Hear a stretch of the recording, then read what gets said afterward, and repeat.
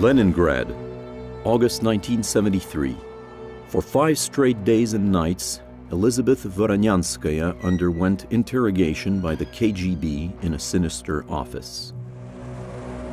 Thin, her lips swollen and her eyes blazing, according to a fellow detainee, she will succumb and reveal the existence of a manuscript hidden in a friend's apartment.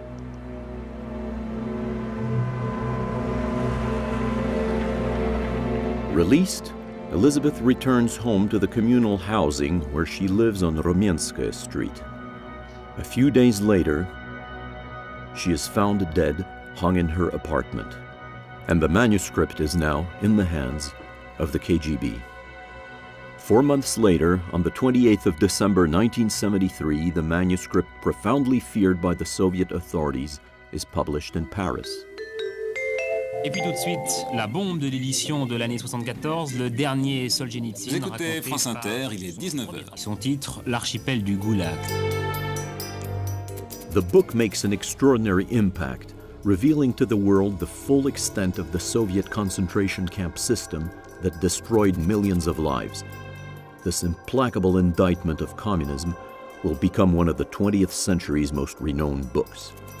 How did this extraordinary work, written in complete secrecy, appear in the West?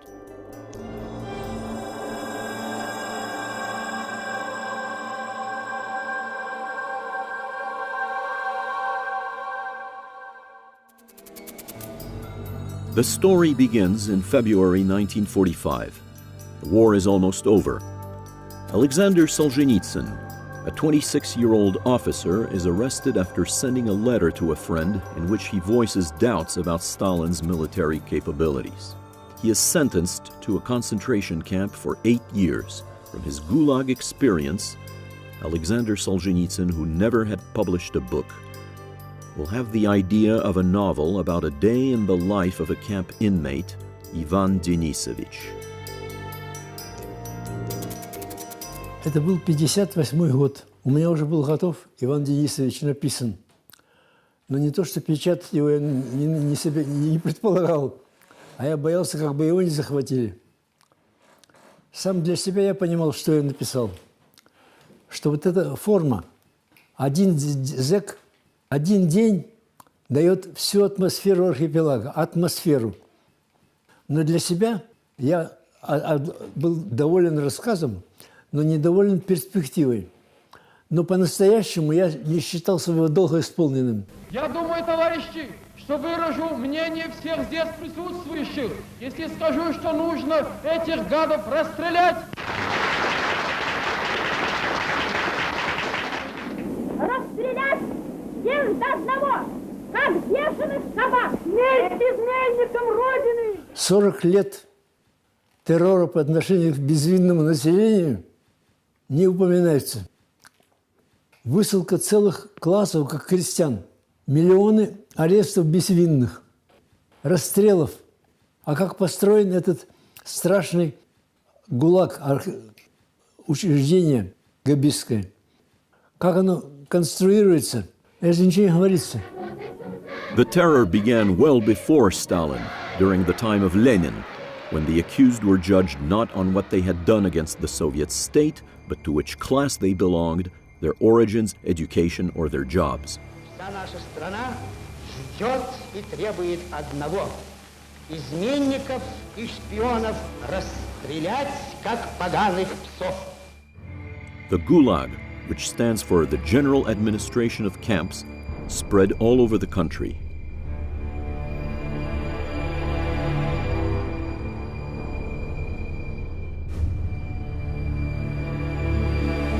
Этой троцкистской, трижды проклятой банде может быть один приговор – расстрел.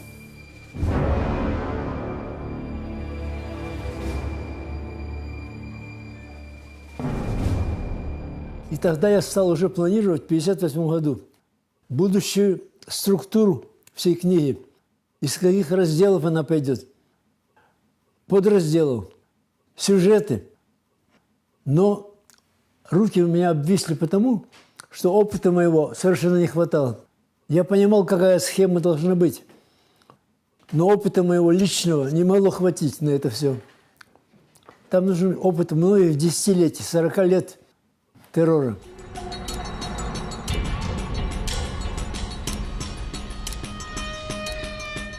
During the 1930s, a widespread repression affects the lives of an increasing number of Soviet citizens.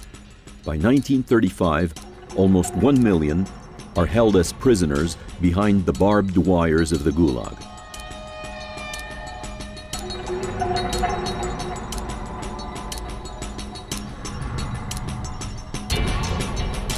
"15 years later, in the early 1950s, when Solzhenitsyn is still in the camp, the system reaches its peak with some 2,750,000 prisoners. After Stalin's death in 1953 came a thaw.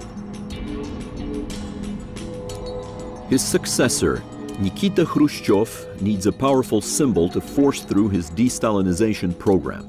He finds it in 1962 through the publication of A Day in the Life of Ivan Denisovich in the prestigious Novy Mir Review, something that would have been unthinkable until then. Millions of copies were printed. В 1963-м произошло чудесное преображение. Этот рассказ стал известен сразу по Советскому Союзу. Alexander Solzhenitsyn becomes a well-known writer. He is even welcomed to the Kremlin by Nikita Khrushchev.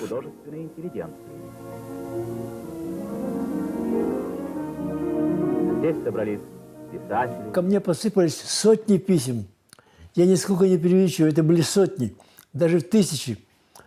Я потом из них выделял самые интересные, самые содержательные, с которыми дальше переписывался, встречался. И тогда я понял, что судьба посылает мне то, что мне нужно было. Архипелаг сам по своим материалам пришел ко мне, вот через этих людей. Arrest? Need it be said it is a breaking point in your life? A bolt of lightning that has scored a direct hit on you? That it is an insatiable spiritual earthquake not every person can cope with, and as a result, many people often slip into insanity? If you are arrested, can anything else remain unshattered by this cataclysm? Вот так мы работали изумительно. 63-й год, 64-й. В конце 64-го я уже сильно продвинулся.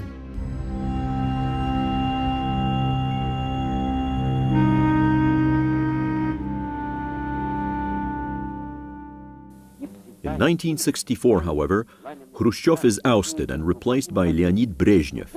It marks the end of the post-Stalinist period of very limited liberalization.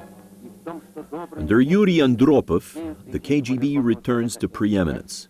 Repression increases against the dissident movement and writers who published works abroad or disseminated them illegally in the USSR. Increasingly, Alexander Solzhenitsyn has to continue working on the epic, the Gulag Archipelago, in conspirational secrecy.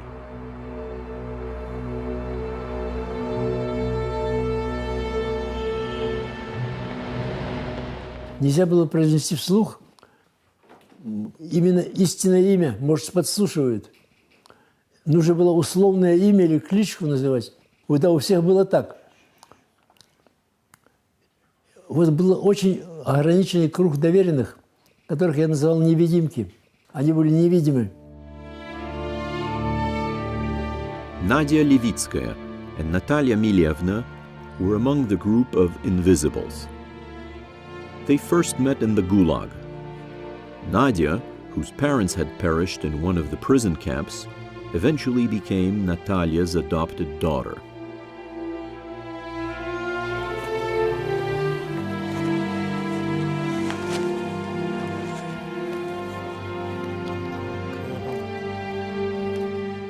Почему я стала помогать Солженицыну?